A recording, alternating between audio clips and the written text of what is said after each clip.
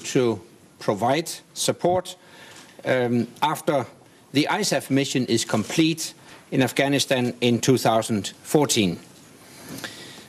I see emerging agreement for NATO to take on a new mission in Afghanistan after transition to full Afghan security responsibility is complete. It will be a new mission and a new role for NATO, and together with the rest of the international community, we will play our part and pay our share in sustaining Afghan security forces at the right level in the years to come, so they can keep their country strong and secure in the future, and so that we maintain the gains we have made over so many years and with so much investment in lives and resources. Tomorrow we meet with our ISAF partners to shape together the decisions we will take at the Chicago summit in just a month's time. Every day we see Afghan security forces growing stronger and more capable. They are in the lead for over 40% of conventional operations across the country. They have the security lead for areas where 50% of Afghans live. And I expect that we will soon see them take the lead for more districts and provinces. And I'm very pleased that a number of allies today announced concrete financial contributions to the Afghan security forces in the future, and other allies announced that they will be able to announce concrete contributions at a later stage. And I see that as a clear commitment to sustaining the Afghan security forces in the future. NATO's firm goal is to complete the transition to full Afghan security responsibility by the end of 2014 within the timetable we all agreed. And NATO's firm intention is to continue supporting Afghanistan after 2014 because our partnership with the Afghan people is for the long term. Our commitment is to continue building the capacity of the Afghan security forces beyond 2014. And we will discuss all this tomorrow with our ISAF partners and together with the Afghan foreign and defense ministers. We will pave the way for our summit in Chicago. There we will decide what our new mission will look like and how it will work to support Afghanistan so that it does not become a safe haven for terrorists ever again. And with that, I'm ready to answer your questions. Tolo TV. Mr. Secretary General, if you've decided or you will decide that the number of Afghan forces after 2014 would be reduced to 230,000, don't you think that's good news for the Taliban, who can now fight more than 300,000 Afghan forces, in addition to nearly 150,000 international forces who are very professional? What is the guarantee that the situation will be much better after 2014 so the Afghan forces can maintain security? First of all, let me stress that we will now increase the number of Afghan security forces. In fact, we are now building up the capacity of the Afghan security forces. By the end of 2014, when we have completed the transition to lead Afghan responsibility, that is, when we hand over full responsibility to the Afghan security forces, at that time we will have around 350,000 Afghan security forces. Now, I think you are indicating that after that it may be that we will reduce the number of Afghan security forces.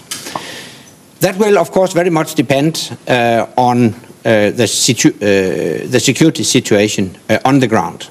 But as a planning assumption, the Afghan authorities, as well as the international community, have recently agreed that a long-term sustainable size of the Afghan security forces may be around 230,000 Afghan security forces. But let me remind you that as that happens, we will also see a significant improvement of the capability of the Afghan security forces. So what will happen is that we will gradually strengthen the Afghan security forces, and that may well lead to the conclusion that in a longer-term perspective, we don't need 350,000, but less can do the job. That will be decided in the years to come. So the first step will be to build up the Afghan security forces, and that is a reassurance to the Afghan people. It's also a reassurance that we will stay committed beyond 2014 and continue to train, assist, advise the Afghan security forces. Associated Press. Are you concerned about the possible spillover effect of the latest photos which were published, which appear to show U.S. troops posing with the bodies of dead Afghan insurgents, because similar incidents in the past have triggered revenge killings of NATO troops? First of all, I strongly condemn these photos and, of course, these acts. Let me stress that they don't in any way represent the principles and values that are the basis for our mission in Afghanistan. On the contrary, these events took place apparently a couple of years ago, and I consider them an isolated event. So obviously, I hope that there will be no spillover. This event will be thoroughly investigated, and of course, there will be taken necessary and appropriate steps to hold people to account. But let me stress that such very unfortunate incidents do not in any way define our relationship with the Afghan people and our relationship with the Afghan security forces.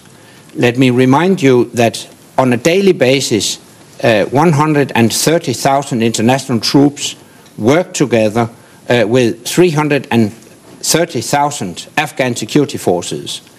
And their daily cooperation is based on trust and confidence. Go there. Secretary General Benjamin Dirks from the FT Deutschland. You've said that a number of allies have announced concrete contributions to financing the Afghan security forces. I was wondering if you could be a bit more precise on this. Who did this and how much they would contribute? Well, actually, I think it's for each individual ally to decide if they want to make it public and when. I took note of the announcements in a closed meeting.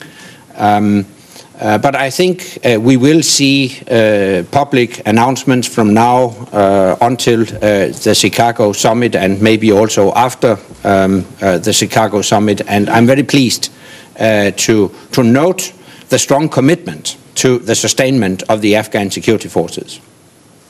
Okay. CNN, last question. Thank you, Mr. Secretary General. Elise Labott with CNN. I'd like to ask you about Syria. There's been some talk, obviously, by Turkey, a NATO ally, about a buffer zone or humanitarian corridor to combat shelling by Syrian forces across the border and refugees continuing to flow across their borders, and the ceasefire in Syria, while fragile, seems to be holding, although there is a lot of continued shelling by Syrian forces in the country. I'm wondering if you have talked about Syria today. Do you anticipate this to be an issue tomorrow for the NAC? And do you think that, what would you do if Turkey asked for Article 5 considerations? Thank you. Or Article 4 even. Thank you. First of all, let me say that obviously the situation in Syria is a matter of concern. We strongly regret the bloodshed in Syria. We strongly condemn the crackdowns on civilians in Syria. It's also a matter of concern because one of our allies, Turkey, is a neighbor and may very well be affected by what is going on in Syria. So obviously we monitor the situation closely. But we have no intention to intervene in Syria. We are not considering taking action. As regards your concrete question, if there is a request from any ally to consult on a security situation, we have the very clear rule. It's also clearly stated in our strategic concept that we are prepared to consult on any issue that may be raised by any ally. But so far, we have not received a request, but obviously we monitor and we follow the situation closely. Thank you very much. Good evening.